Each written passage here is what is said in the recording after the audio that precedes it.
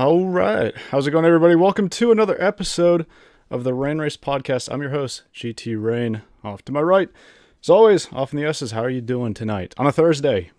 Yeah, Thursday night, a little bit of a different night than usual, but doing fine as usual because we have another race weekend in front of us. A couple of, well, more than a couple actually of exciting races to look forward to, but a weekend full of racing. Yeah. Coming off a weekend full of racing for myself, fresh Yep. off the Indianapolis 500. Had a great time there.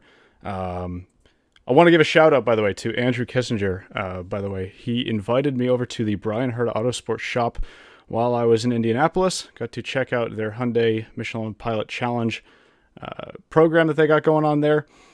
He was actually off to the Nürburgring 24. He's over there right now, so I want to wish him the best of luck and say thank you for the tour of the shop. Very much appreciated.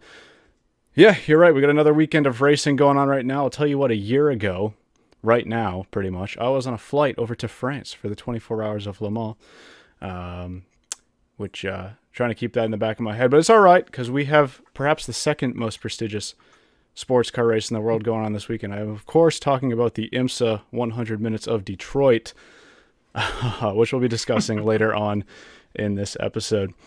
Before we do that, though, I want to discuss a couple of news pieces that we have going into this week. I'll tell you what, it's been pretty quiet news week whilst everybody was focusing on Indy cars at Indy. A couple stories to go over, though, mainly from yesterday. We got the official unveiling of the brand new BMW M4 GT3 Evo. Tell you what, there's not a whole lot of details to go over here. Visually, not significantly different from the car that we've seen running for the past few seasons now.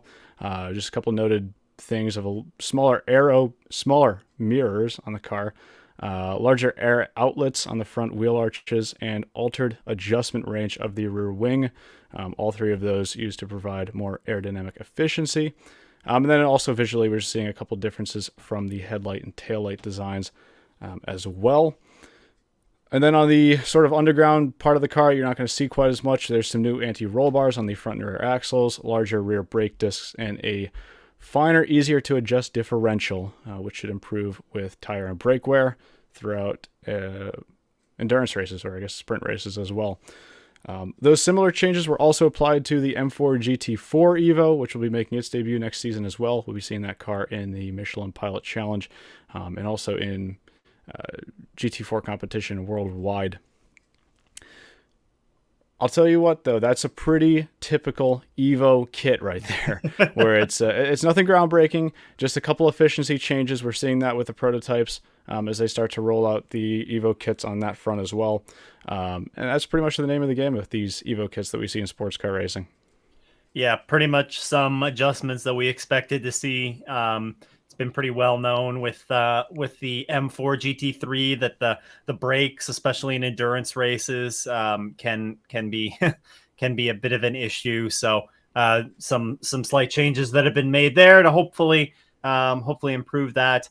A number of changes as well, just to make these cars easier for teams to adjust, make it easier for drivers to drive as well. And one of the big things that we've heard a lot of, especially with this recent wave of new GT3s being rolled out, is making them easier to drive for the gentleman driver. That's been a very high priority for a lot of brands. So anything that can be done to help that for these drivers is what we're like you said, pretty standard Evo kit upgrade here. Yeah, coming off the one that we saw. Oh, I think I was just gonna say it feels so weird because it seems like this car was just released and right. We're already getting an Evo kit. Well, and that's the way I felt with the Aston as well. That car got its Evo upgrade this season, and I sort of felt the same way with that car. So yeah. They're getting shorter. The periods between Evo kits and these adjustments, especially with the popularity of the cars as well, being able, they're able to be run around the world. The time investment for these manufacturers to put into these Evo kits, they can recoup that. Recoup that by the sales. So It's been interesting to see sort of how this GT3 class has evolved to, we're working in basically almost like 3-year cycles for a car, it seems like these days. Yeah, yeah.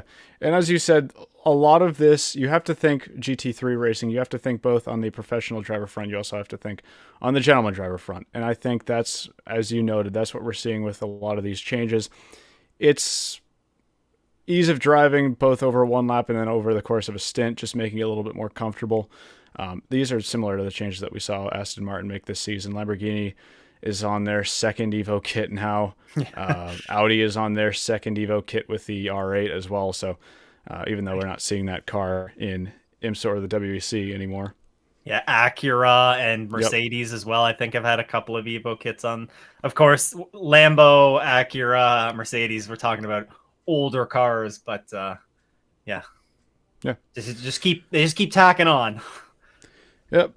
So as I noted, we'll be seeing those upgrades rolled out next season in both the IMSA WeatherTech SportsCar Championship and in the World Endurance Championship, with those cars being run on both sides of the pond.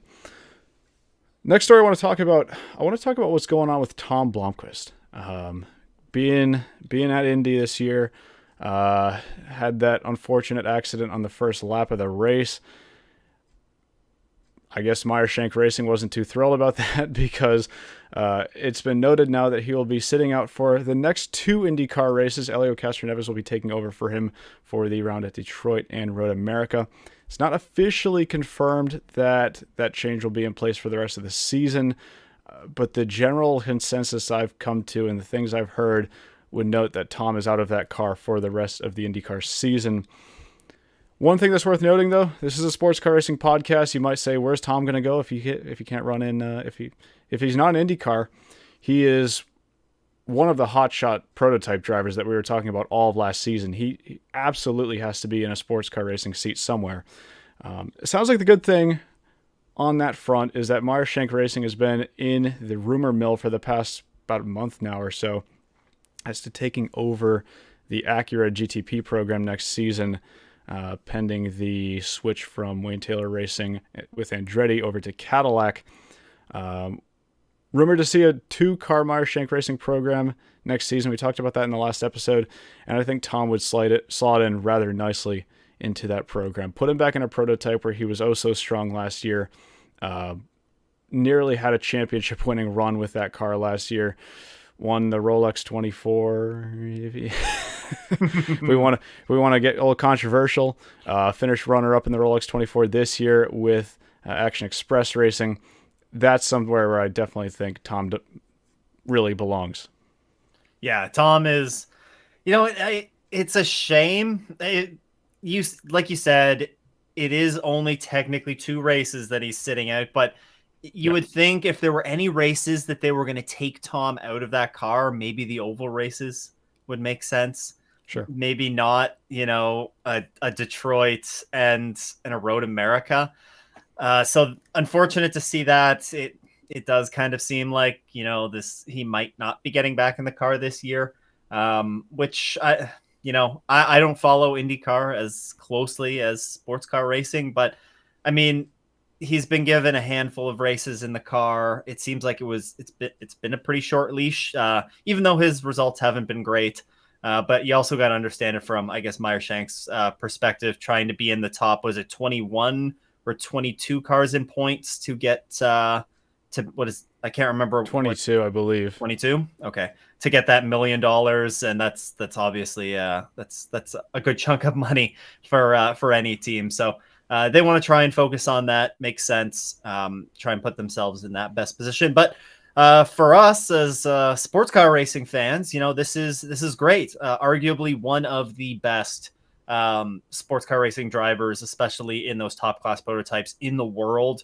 It looks like we could potentially get him back, sort of potentially full time if this whole Meyer-Shank Racing deal is ever actually confirmed. But things sound pretty good there.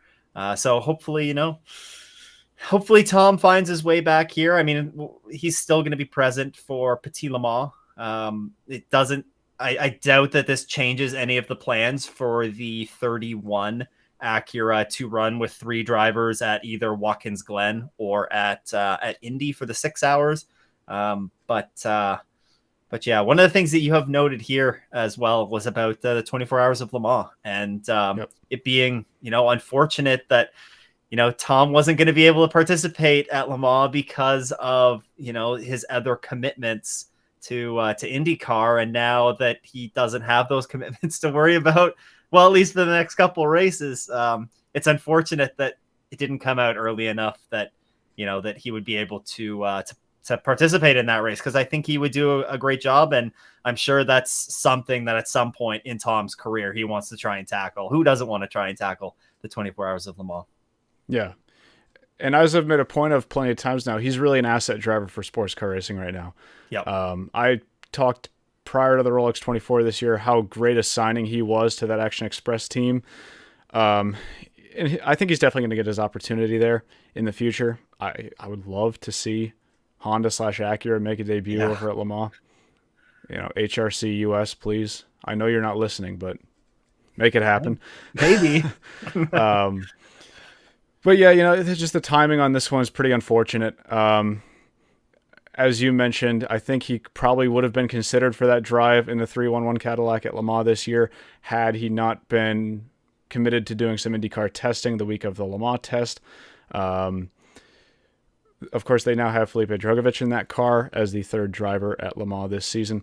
I did talk earlier about how Mike Shank in particular noted that he's still part of the Meyer Shank Racing family.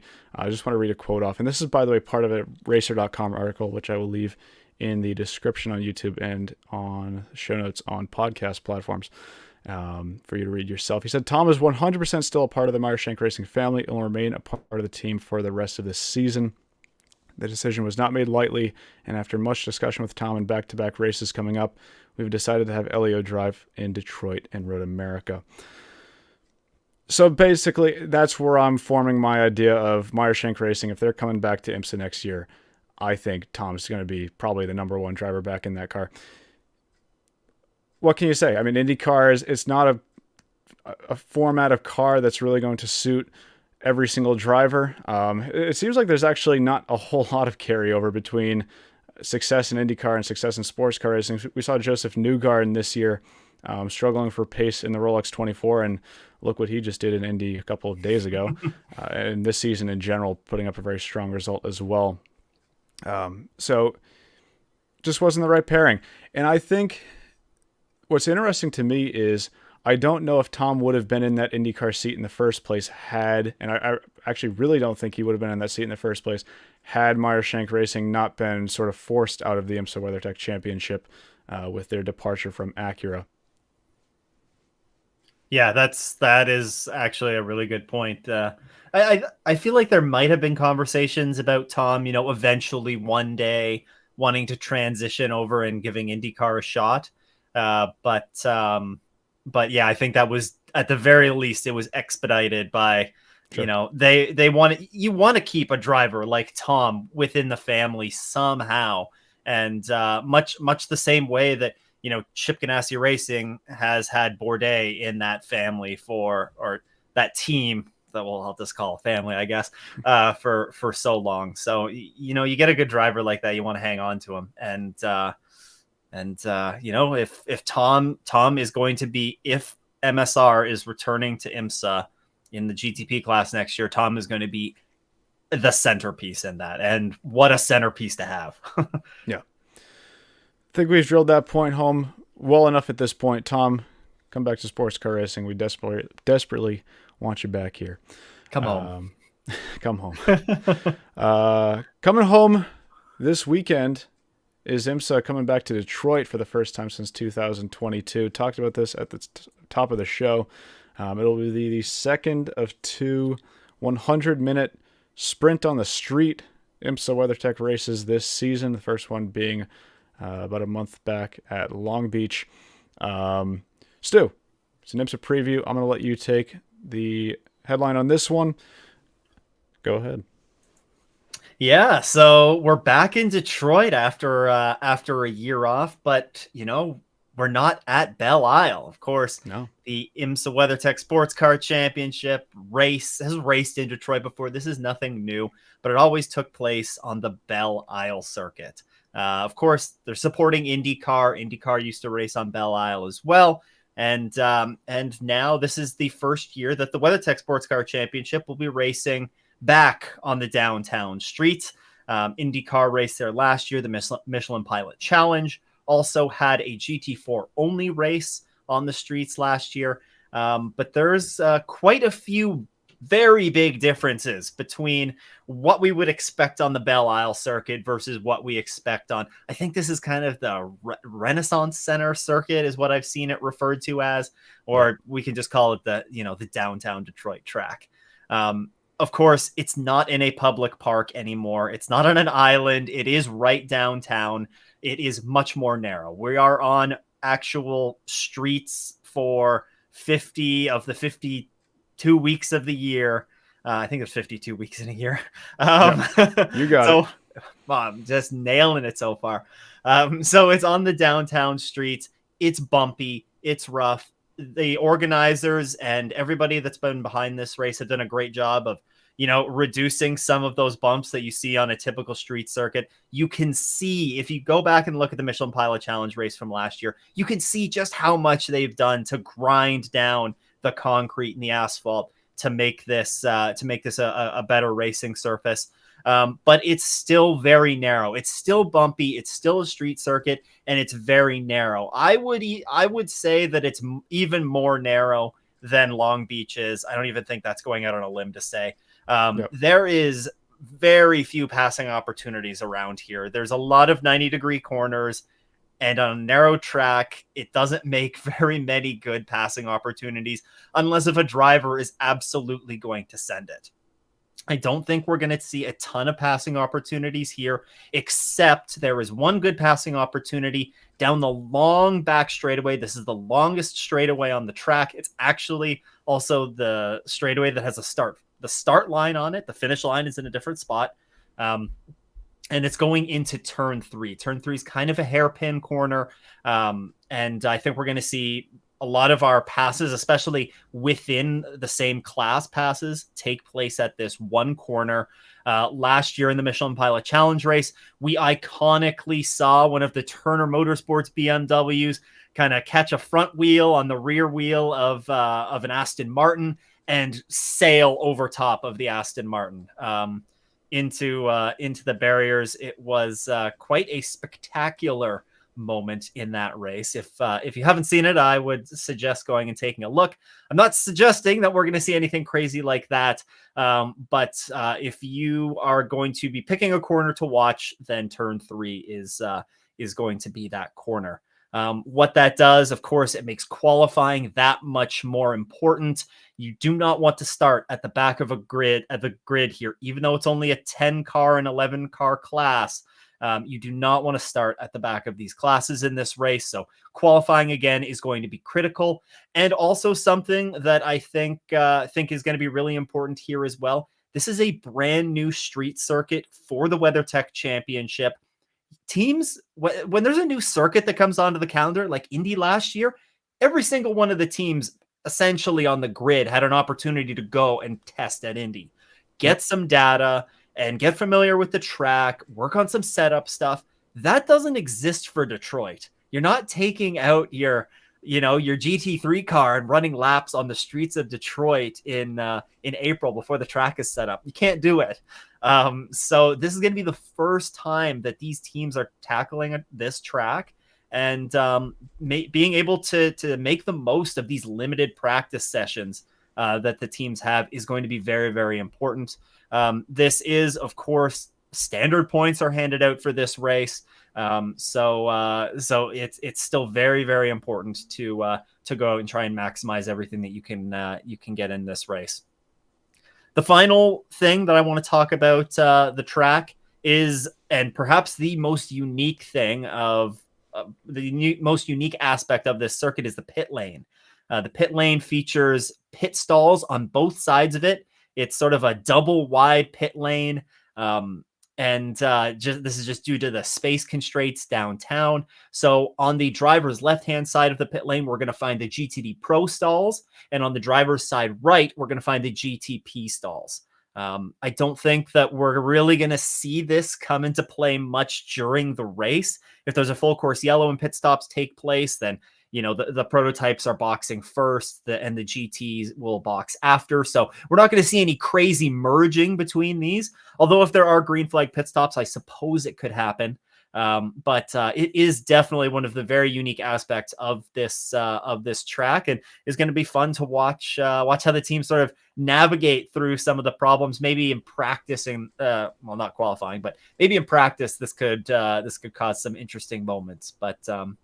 But yeah, what do you think about Detroit? It's no Belle Isle. The more that I look back on it, I realize how much I actually liked Belle Isle. But what do you think of this downtown circuit? Well, everything's better in retrospect, isn't it? That's true. I think you hit the nail on the head with a lot of those. We've got about 90% more 90-degree turns than we had at Belle Isle. Like you mentioned, the track's very tight. Passing is going to be very limited. I would go out on a limb and say, actually, did you say this would be the hardest track of the season to overtake on? I did not.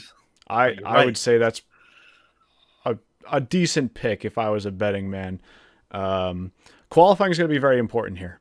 So if you are in the back, starting in the back, especially if you don't have full course yellows and alternating pit strategies to try to find your way to the front alternatively, qualifying is really going to be the main race here, I think. I noted in my predictions that I actually think the race might go green the entire distance. So we'll discuss that in a little bit here. But overall, as you said with the track, I'll be watching it with a bit of curiosity, because it's the first time they're actually going here. Our expectations, I don't think, are the highest they could possibly be.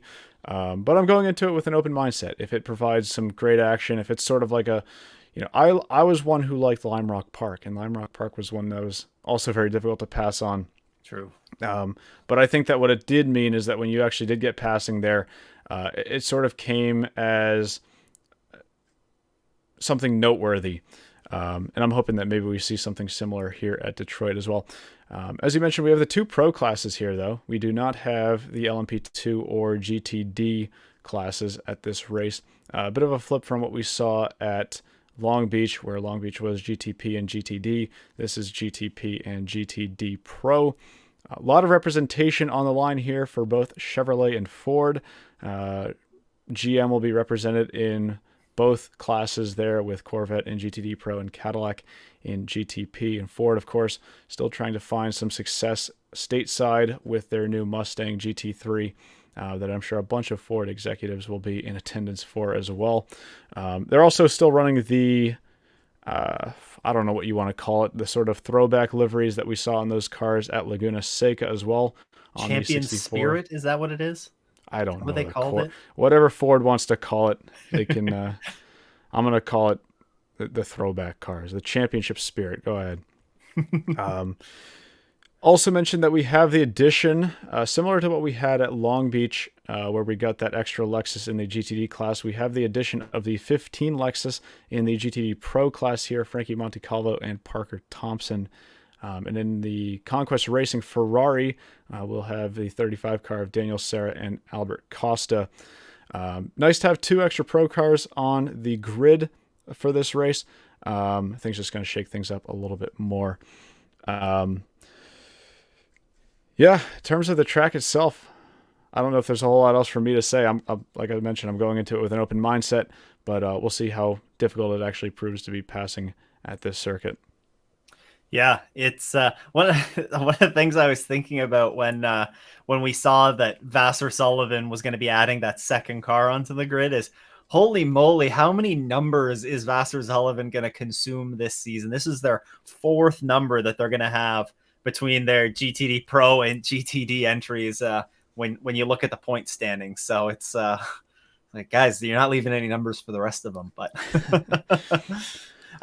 that's probably actually a pretty good transition to just quickly touch on the point standings. Sure. For the GTP class heading into Detroit, it's a 50-point gap that we see between the number 7 Porsche Penske and the number 31 Whelen Engineering Cadillac. So 50 points, not that much in the grand scheme of things, but it is a small buffer. Noteworthy though, here the top 4 separated by 113 points. So things are generally pretty wide open in the GTP class still. Heading over to GTD Pro. Again, this is only their 4th race of the season. So they don't have quite as many points as some of the other classes, but with 981 points, it is the winner last time out at Laguna Seca, Rexy, number 77 AO Racing Porsche. They lead with 981 points. That's a 56-point gap over the number 14 Vassar Sullivan Lexus. So we're there's again, we're still pretty close between everybody here. Top 4 separated by 114 points, with 11 cars on the grid. You do not want to have a bad day at Detroit because that can put you in a bit of a hole in the championship.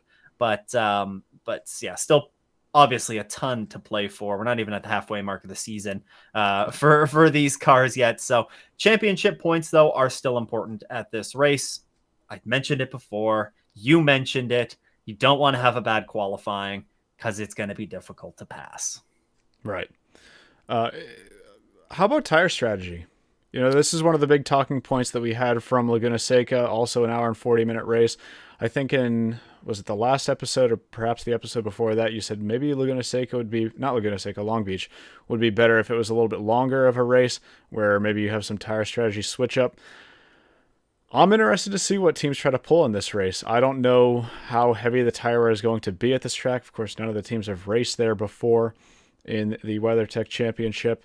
But with how difficult it's probably going to be to pass and the winning strategy we saw in the GTP class at Long Beach for the past 2 seasons, I would have to wonder if it's something that some of these teams are considering.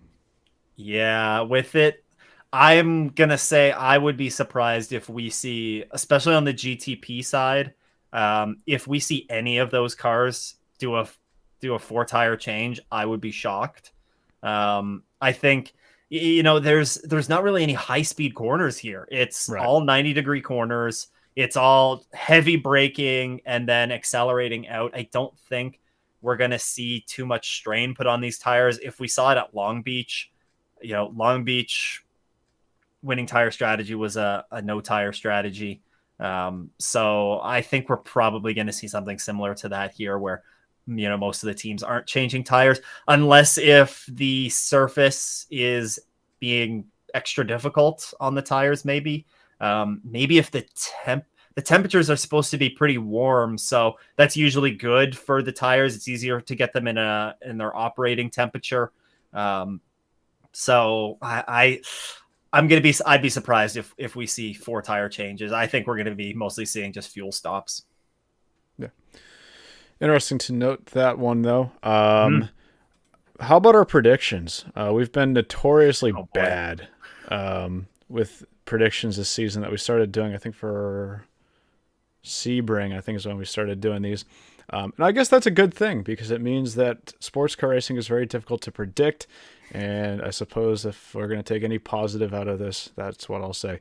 I myself, the 31 Whelen Engineering Cadillac Action Express Racing, I'm just going to keep picking them until they win at this point, because how many races now have we said this should have been the car that won? They probably should have won the last 3 races in the championship, and yet here we are. They're still coming up winless this season. They came oh so close at Daytona this year.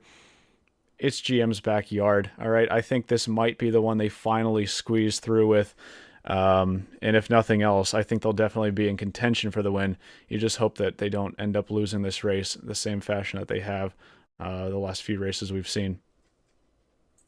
Funny that you mention the 31 because you're just going to keep picking them. I actually decided to not pick them for this week because I thought, this is what it's going to take for them to win. They need me to stop jinxing them. But I mean, maybe we'll find out. Maybe you're the jinx. So we'll see. Should I go with picking? Yeah. I Yeah, was gonna say, I'll explain my pick here. go So ahead. I went with I can't remember the 25 BMW. Can't remember if it was the 24 or the 25. This is Connor DeFilippi and Nick Yololi in that car.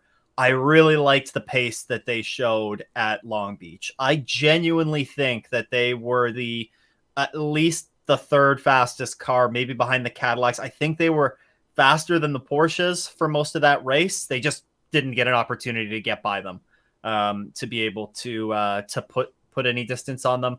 I expect good things out of the 25 this weekend. I expect good things out of both the BMWs this weekend, and I think that they break through for a big victory here. So, Team BMW this weekend for me. Yeah, I think that's a good pick. They were my pick. 25 was my pick for Long Beach. Ultimately, they did not have a race that went all their way that weekend, but they were still quick throughout the entire weekend. They were top of one of the practice sessions there. And we've said about 3 times now, qualifying is going to be what matters most here at Detroit. If they can squeeze through with a good qualifying effort, put that car in the front row, I don't see any reason why they couldn't pull through a win at Detroit. Being a corner-heavy track, I think that's where that car really has a strong suit right now over some of the others. So we'll have to see if they can finally break through with that team. In the GTD Pro class, I went a bit off-piste here. I decided not to go with a Chevrolet or a Ford winning in Detroit, as would be oh so fitting, but I picked the 77 AO Racing Rexy Porsche. Strong race out last time at Laguna Seca, and I don't see any reason why they wouldn't be able to repeat that effort here at Detroit. Still the points leader, as you noted, in the WeatherTech GTD Pro Championship right now, so hoping that this might be a weekend that they can extend that run, and that's why I decided to pick them in GTD Pro. You decided to go the opposite way, though. You decided to pick one of the hometown favorites. Yeah, I picked the number 4 Corvette. That is Tommy Milner. I wanted to say Nick Tandy, but that is not correct. Not It's anymore. Nicky Katzberg. Um, so you know, um, but yeah, I figured. Well, I thought I have to pick one of the hometown cars at least, whether it's Ford or Corvette. I didn't pick a Cadillac for GTP, so you got to love the storyline of a manufacturer winning at home at their home circuit. So give me Chevrolet, or give me the Corvette. I know there's some people that can't call it Chevrolet, it's Corvette. So give me the Corvette.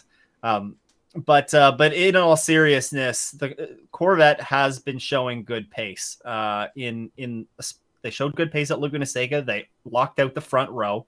That program is maybe starting to turn a corner here. Yeah. It's going to take a little while to get their feet under them. It's a brand new car. It's a brand new not a brand new program, but a brand new car. It's going to take some getting used to. What better place for them to get that first win in IMSA? They won, of course, at Coda, I believe it was 2 weeks ago. Yeah. So what better place for them to get their first IMSA win than their home race at Detroit? And I think they have the pace to do it. Yeah, as you just noted, I was going to bring it up. They've got their first win for that new Z06 GT3R a couple of weeks ago in GT America. I agree with you. I think this is a turning point for that car. They struggled off the bat this season a little bit. Didn't have the best debut, and didn't have a debut that I was really expecting them to have with that car. Struggling more than I expected, but this could really be a turning point for them.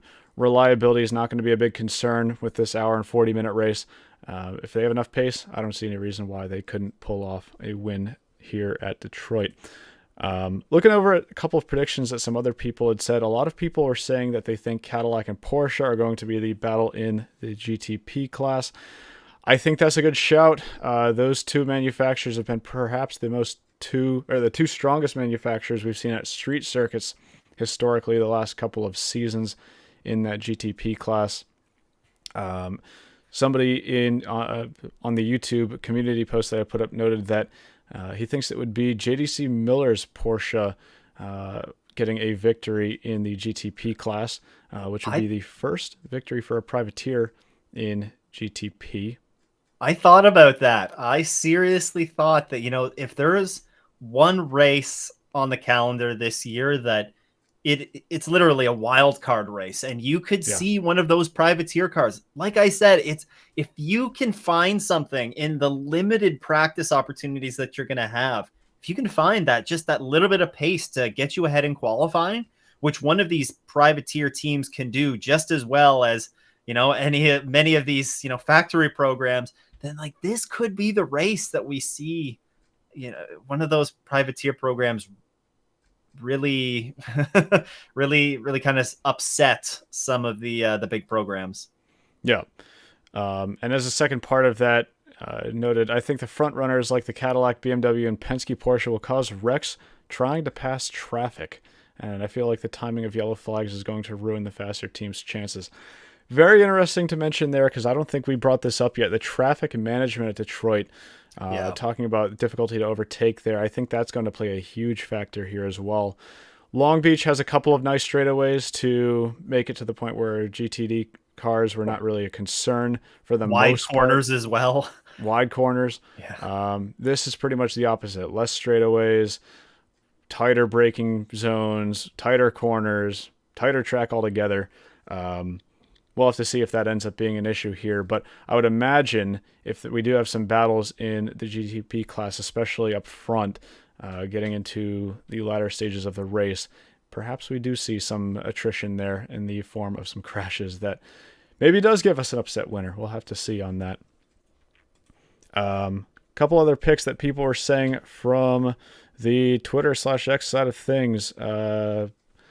Tarek siding with me on the Whelen Cadillac in the GTP class, and siding with you on the Corvette in GTD Pro. And then a couple other people saying the Action Express Cadillac in GTP. Glad to know I'm not alone.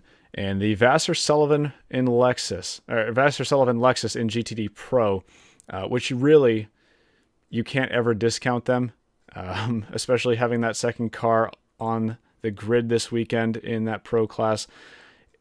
They're definitely a very strong pick as well, so I wouldn't put it past them to put up another race victory here as well, sort of upset GM in their own backyard. You and I had a couple bonus picks as well for this that we always have. I went for the really ambitious one, I would say, and mentioned that the race would go green for the entire distance. My thought process for this one is just that it might be so difficult for these teams to pass that we don't really have a bunch of overtaking attempts, and therefore nothing to really warrant a safety car coming out. I also don't think reliability is going to play a big factor here. It's an hour and 40-minute race, so perhaps this is the race of the season where we don't have any safety cars all the way through. I think I've made that same call before this season, and it didn't hold up true, so we'll see if that one actually sticks this time. And you mentioned that it would be the first podium for the new Ford Mustang GTD in IMSA, in the GTD Pro class, in their backyard. It's bold. But about your prediction before, now that you said it's gonna go the green or go green for the distance, we're gonna get like 6 full course yellows now. It's just I wouldn't be surprised. I really wouldn't, but but actually I think your bonus pick here is a good one. In the Michelin Pilot Challenge race last year, we only saw 1 full course yellow, and was for that monster truck-esque, crash where the Turner Motorsports BMW kind of crushed an Aston Martin. But I think we could very well see no full course yellows in this one. I think we could also see Ford get their first podium in GTD Pro in their backyard. They finally fixed their trunk, their rear, whatever we called it. The boot. Yes, the boot. That's what it is. So they've got that fixed.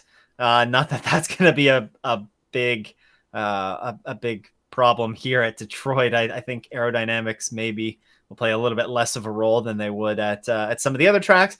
But yeah, I think Ford, they have a chance to get on the podium here. Again, it's a bit of a wild card race, I think. So why not Ford jumping up and again at home? You're going to try a little bit harder when this is your home track. Yeah, I think that's a fair pick.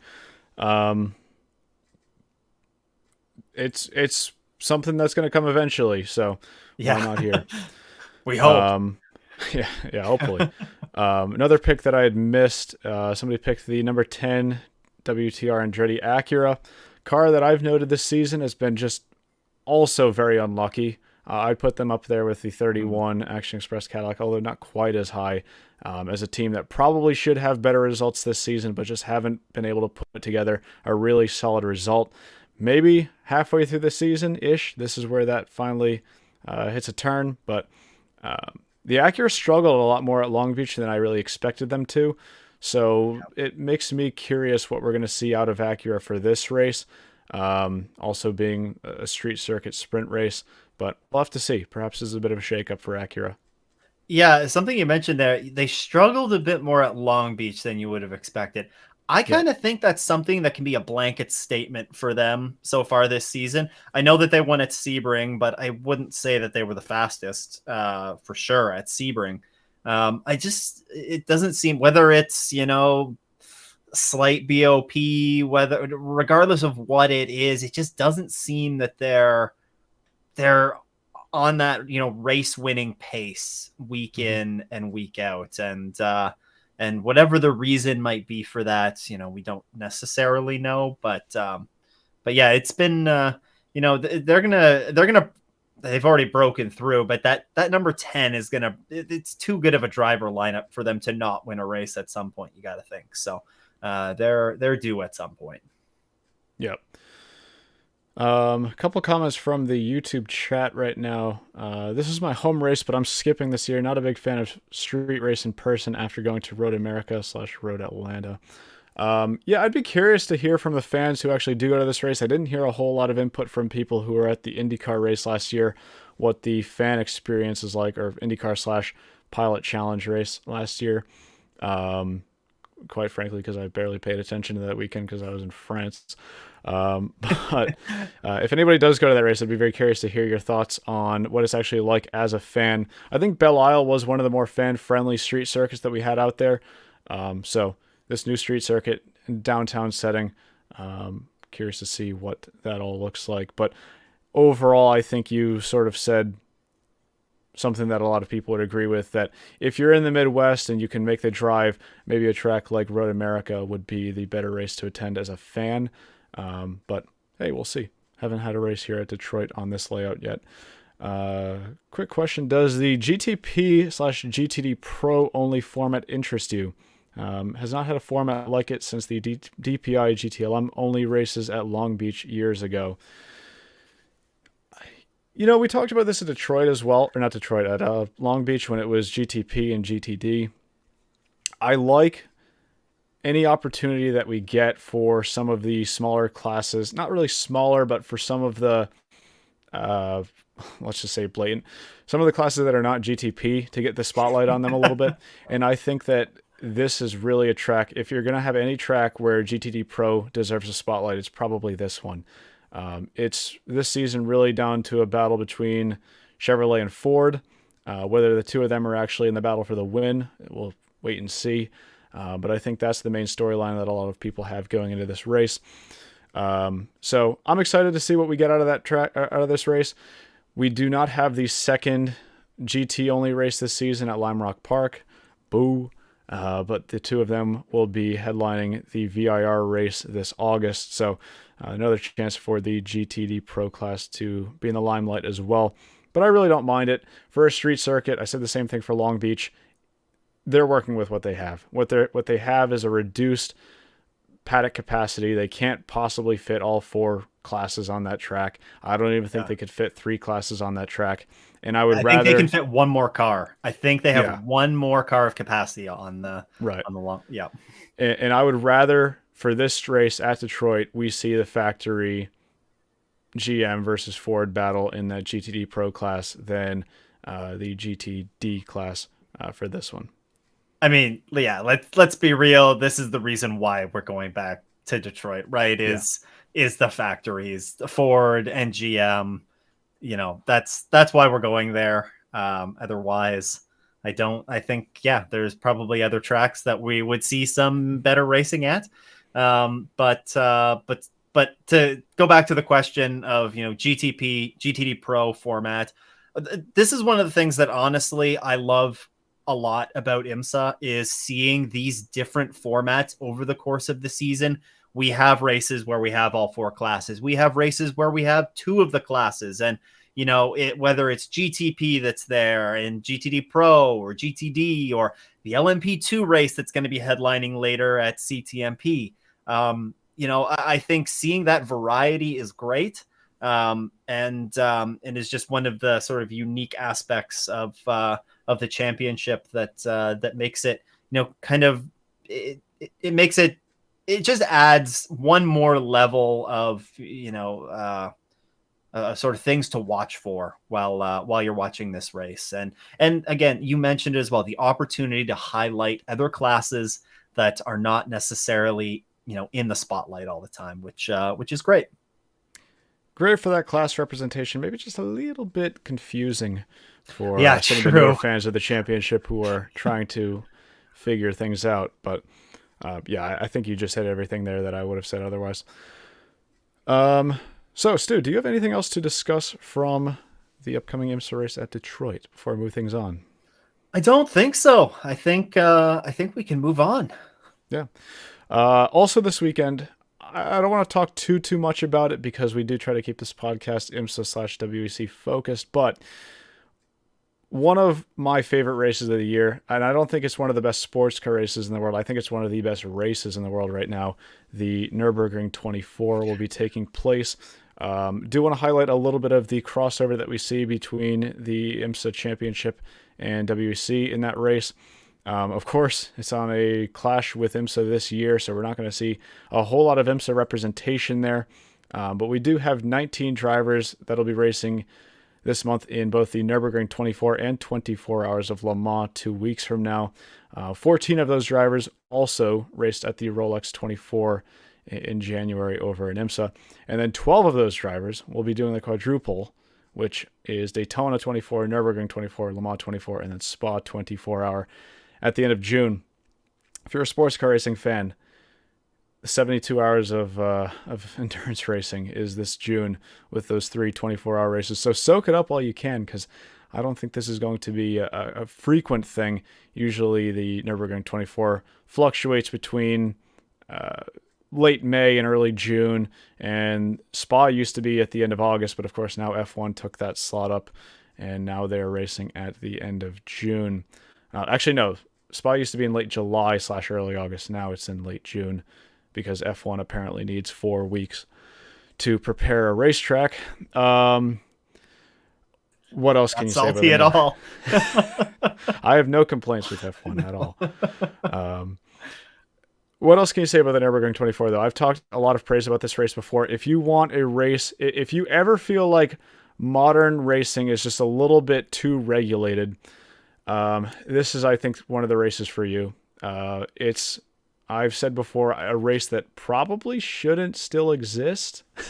Just the fact that you have factory GT3 cars with factory GT3 drivers going up against cars that you and I would be driving. I mean, they were noting, I was watching qualifying this morning / this afternoon. They were talking about VW Polos in the race. Of course, you have the Dacia Logan in there as well. This is one of those true classic sports car races, and it's not the most prestigious sports car race in the world. It's certainly not the oldest active sports car race in the world, but I would say it's definitely a shoe-in as one of the coolest sports car races in the world. One of the coolest races, period. So if you get the chance this weekend, tune in. I think in the United States and Canada, where at least the two of us are based, it will be live streamed free in its entirety on YouTube. I don't want to promise that because I know couple of years now it's been fluctuating between Motor Trend, I think, had their rights at one point, and then last year it was a whole weird deal where they ended up streaming it on YouTube after the race started because the streaming partner didn't end up streaming the race. Hopefully it will be streamed in its entirety on YouTube, though, for us here in North America, but your mileage may vary a little bit over in Europe, especially if you are over in Germany where the race is taking place. At the very least, you should be able to get all of the in-car feeds, I think. And there are a ton of of in-car feeds on the ADAC Ravenel 24 Hours Nürburgring YouTube channel. So Yep. some great viewing there. Yeah. And we're live on a Thursday right now, so Yep. qualifying and practice has already started for that. Top qualifying will be tomorrow. So, like I said, I would definitely recommend tuning into that. We talk about representation of sports car racing.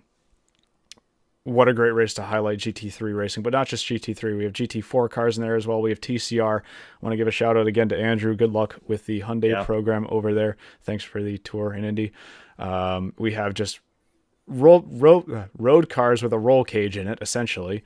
With some VW Golfs in there. So if you want to see some old school sports car racing with modern machinery, but also some old school machinery in there as well, Nürburgring 24, highly recommend it.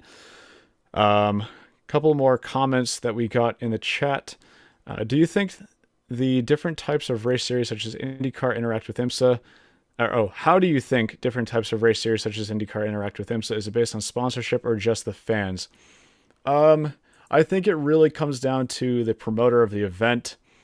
The only tie over we're really seeing between IndyCar and IMSA right now is with Long Beach and Detroit this weekend.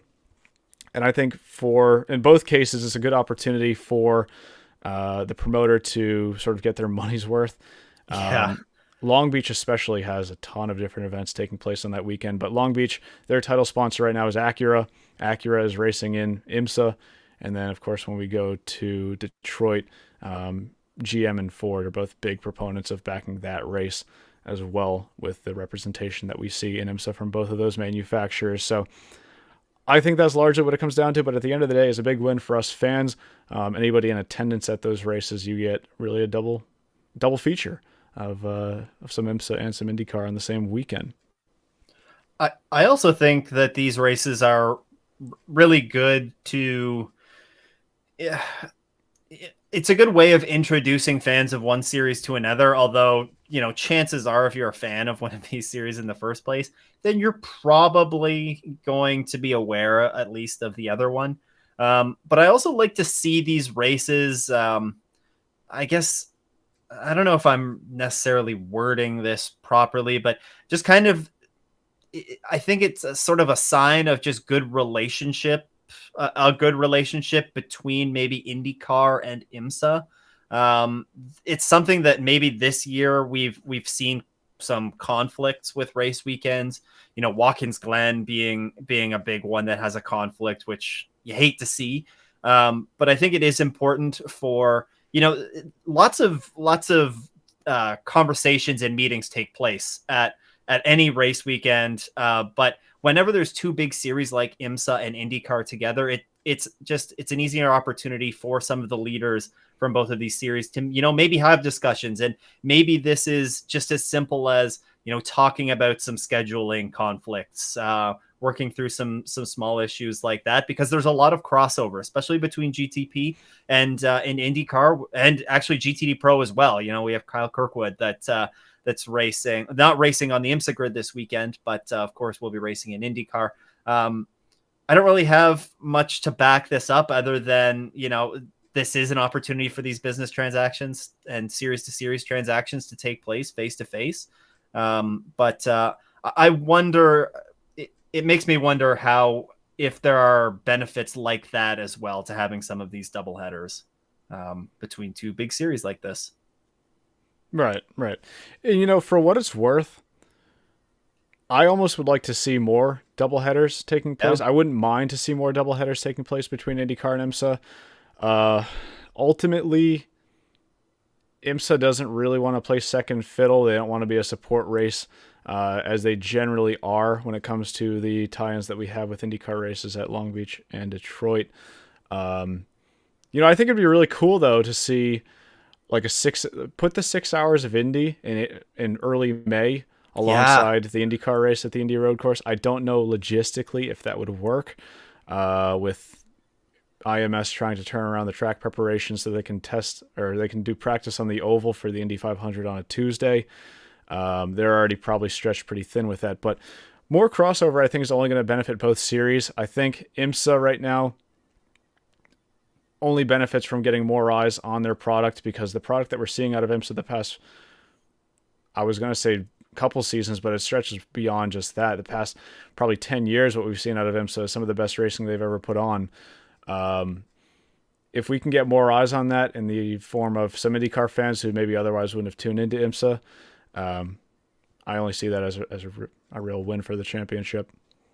Yeah, it's actually really interesting. As soon as you said you'd like to see more races, the first one that came to mind too was that Indy 6 hour. And, that would probably come at the expense of Laguna Seca being earlier in the season. But Laguna Seca previously has been raced towards the end of the season on the IMSA schedule. So it wouldn't be unheard of to see, some sort of a shift go on there to accommodate something like that. But yeah, you're also spot on in that, IMSA doesn't want to play second fiddle to Indy all the time.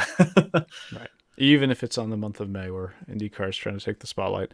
True. This question is going to put me on the spot big time. Has anyone won all the major 24-hour races in their career? I don't know. I don't know off the top of my head. I know Earl Bamber is very close. I don't think he's won Daytona. I think that's the only one Earl Bamber's missing. You might be furiously Googling over there to see if I'm wrong. But I'm pretty sure Earl Bamber with the Nürburgring 24 win last year has won. I know he's won Le Mans and the Nürburgring. I believe he's won Spa as well. So I think Daytona is actually the only one that he's missing on that front. Going down the list with some other drivers in my head, maybe a driver like Nick Tandy would be close, or Lawrence Vantor.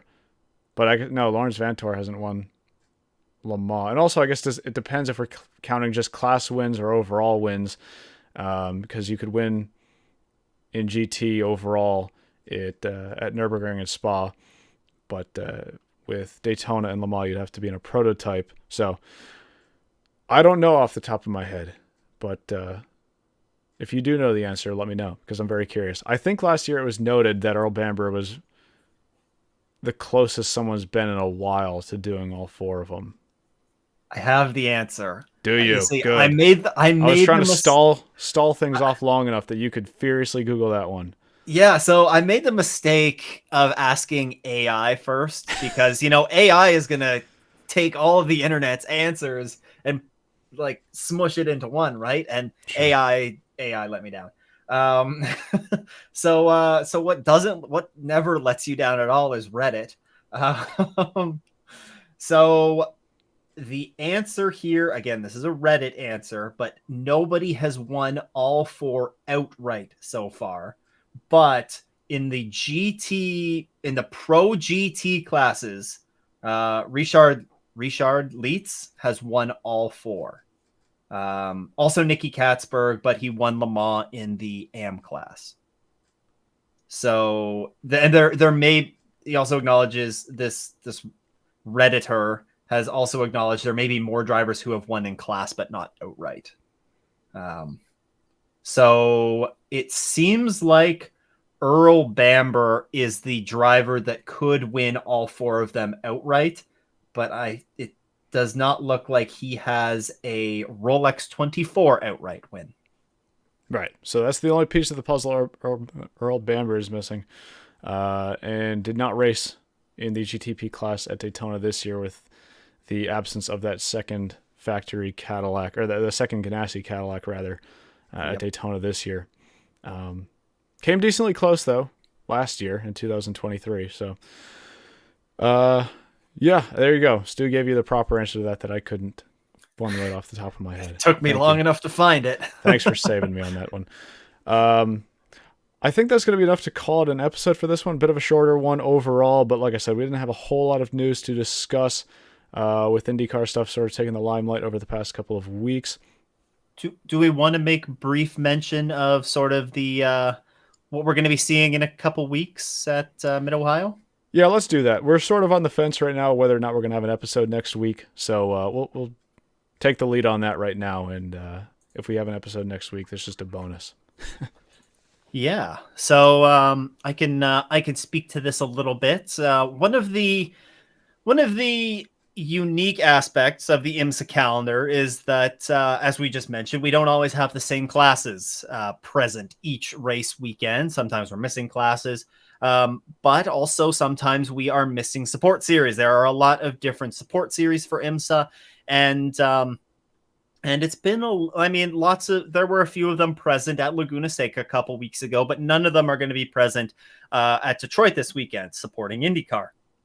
So what does IMSA do to solve this and get them some additional track time, get them one of their races on the calendar, but also be able to highlight them in a unique way? Is, well, let's give them a round at a track that we used to go to in Mid-Ohio. So next weekend, it's going to be June 8th and June 9th. So I guess that's like a week and a half from now.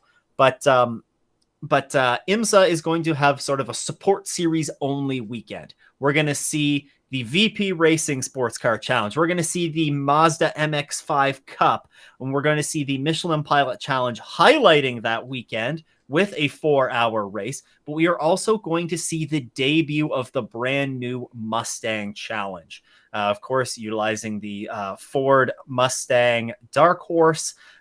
These cars, we're starting to see images of these cars, teams receiving their cars on social media. These cars look awesome, and they're going to sound amazing. I'm really looking forward to watching really all of the races this weekend and really seeing them be in the spotlight, having a race weekend of their own to highlight all of the great racing that all of these series put on. So that is going to be in next weekend at Mid-Ohio, and I don't know about you, but if you couldn't tell, I'm pretty excited about it. I'm looking forward to not only being back at Mid-Ohio, but also getting to seeing the debut of the Mustang Challenge, a 4-hour Michelin Pilot Challenge race. There's a lot to look forward to. Yeah, it's a double-sided coin. I think Mid-Ohio is a track that a lot of people are upset that the WeatherTech Championship is not going to anymore. Put on some pretty good races for the few seasons that we actually did have it make its return. But like we've talked about this episode a few times now, representation in the IMSA lower classes, but also the lower series matters. And for them to have an opportunity to get out there with some of those support series, being the headliners, I think is a good opportunity for them. So if you're in the Midwest, if you're not too far to drive from Mid-Ohio, this is probably your best chance to go enjoy some of that support series IMSA action. Like you mentioned, we have that 4-hour headliner race with the Michelin Pilot Challenge taking the lead on all of that. So I think it'll be a good opportunity for all of that. And I'm excited to see the debut of that new Mustang Challenge series as well, like you noted. Very curious to see what sort of racing we get out of that championship. Yeah, it looks like a pretty healthy field as well. 26 entries. So I think that's going to be a lot of fun to watch. And if you're a fan of naturally aspirated V8s, there you go. We now have a spec series dedicated to all of those cars, all 26 of them. And you're also going to have LMP3s there as well if you love those V8s. So, there's all the V8s you could ask for. And then you have some, you have the Mazdas. The fan favorites, the MX-5 Cup cars. So, on a Mid-Ohio repave too, because that track was repaved last year. Yeah. So we'll see how the racing actually pans out there. But anyway, I think now that we got that out of the way, I think that's enough to wrap this episode up.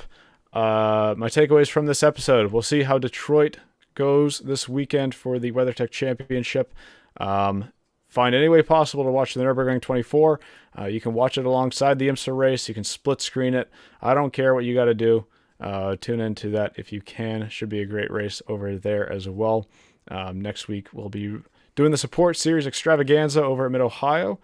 A couple of weeks from now we got the 24 Hours of Le Mans. I think there's going to be plenty of news stories coming out of all of that. And we may or may not be here next week for another episode of the Rain Race Podcast, but we'll keep you updated on our social platforms with that as soon as we know, because evidently, what do we know right now? For tonight, though, I want to thank everybody who tuned into this episode. Hope to catch you whenever we have another episode. Take care.